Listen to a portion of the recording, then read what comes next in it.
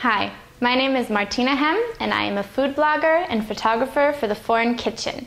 And today we're in Vermont, in my home, ready to make a Spanish-style tilapia stew. So for today's recipe, we're using a fresh Ecuadorian tilapia. And now the special thing about the Ecuadorian tilapia is that it's actually farmed in a mixture of fresh water and salt water, which lends it a nice, sweet, mild flavor, but a firm texture, which we really need for the fish stew. When I'm cooking with fish, I always want to work with a fresh fish. And I personally have 3 rules for deciding what is the freshest fish out there. 1, shine. You don't want it to be dull. 2, the smell. It shouldn't smell fishy at all, so no pungent smells, but a nice, fresh, breezy smell to your fish. And 3, the easiest way, is the label. You just read the label and it will tell you whether the fish is fresh and whether it comes from Ecuador, because you want the sweet flavor and the firm texture in the stew. Apart from the tilapia, we also have some chopped onions, which we'll use later in the stew, some crushed garlic, a little bit of lemon zest, some parsley for garnish, and to bring in the Spanish flavor, we have roasted red peppers and also some crushed tomatoes. To enhance the flavor of my stew, I have red wine, fish stock, pimenton, red pepper flakes, and some curry. I'll be cooking today's recipe in this pot. It's a 1-pot recipe, which means all the ingredients go in there and really simmer and start cooking and all the flavors blend in that 1 pot. You don't need to worry about anything else. And now the great thing about the stew is stews feel great in the winter time, but usually we make beef stews or chicken stews, and the thing about a fish stew is it's a wonderful way of having a healthy, low-fat, high-protein meal in the winter time that really warms you to the core. What's important for this recipe is that the pot is really hot. And the easiest way of telling that is getting a little bowl of water, taking a pinch out, and then sprinkling it in there. And what you want to see is that the water sizzles and evaporates instantly. That's when you know that your pot is really hot. Once you got that, we're going to take a little bit of olive oil, probably about 4, maybe 3 tablespoons, and just really spread that all around. Once we have the bottom of our pot oiled, we are taking the onions and pouring them into the pot. Like I said, 1-pot recipe, all in there. So stir around your onions a bit. If you need, you can add a little more oil. You want it to really coat the bottom of the pan. And we're going to add 3 cloves of garlic. We're gonna put those in there and mix them up with the onions. Make sure they get nice caramel brown too, nothing too black. What we're going to do for this recipe is we're gonna add all the flavors, the spices, with the onions. So we have the lemon zest. Grab that, spread it around your pan. Then we're taking a pinch of the red pepper flakes, nothing too much. And then we have the pimenton. And I'm going to take a teaspoon, nothing heaping, just a teaspoon, and spread it around in there. Once you got that going, get a dab of the curry. Doesn't really matter what curry you have. I have a medium heat curry, but any will do. If you like it really spicy, go for it. So let it simmer there in the oil until it gets to a nice caramel brown.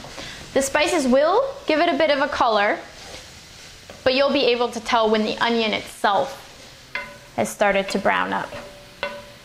And you don't want to be stirring it all the time, because if you're stirring it, you're not really letting it get that brown color that we want. And the color is not just, for aesthetic appeal, it really lends a lot of flavor to the dish itself.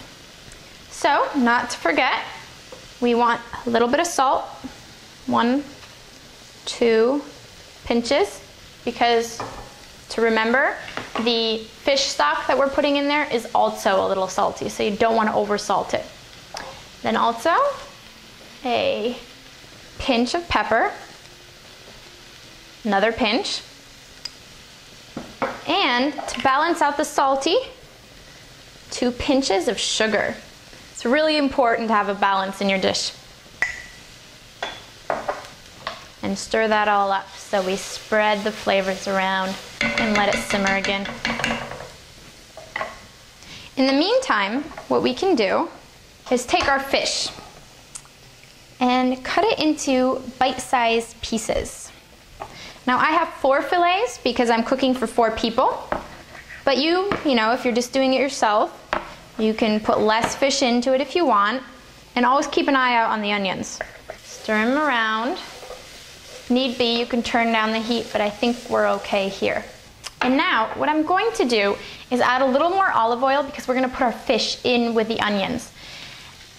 You could make the stew itself and then pour in the fish later to cook in the broth, but you have to get it really hot.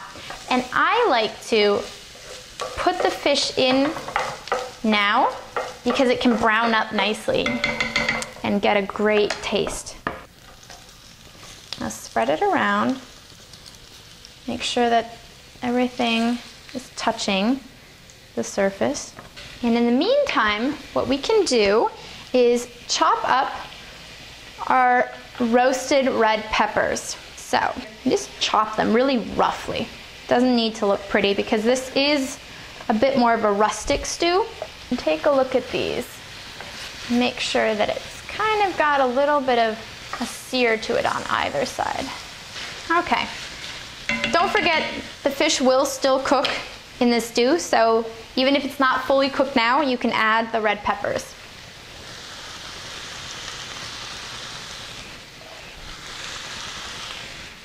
And stir it around a bit. Now, add the red wine.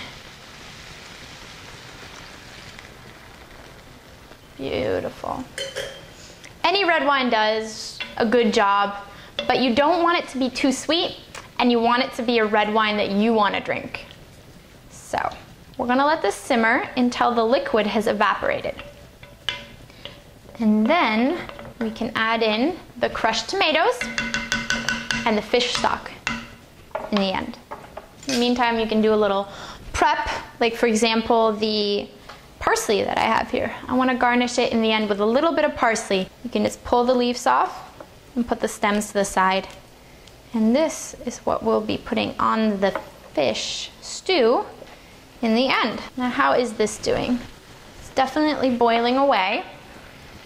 I think we can add the tomatoes. So these tomatoes are crushed and peeled, so there's no skin on them, but I did leave the seeds in because it is a rustic stew.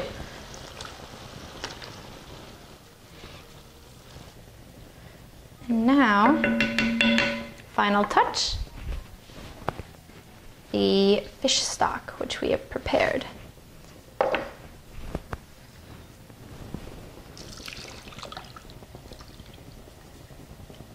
There we go. So this has been cooking for the past 30 minutes, and we can tell that the liquid is reduced, and you can tell if the fish is done if it starts flaking apart. See all those little flakes there? Like little laminates going apart? So this is perfect. All set to plate.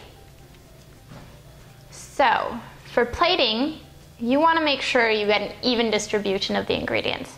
So what we're going to do, get a nice scoop of the vegetables, a little bit of fish in there. So there we go.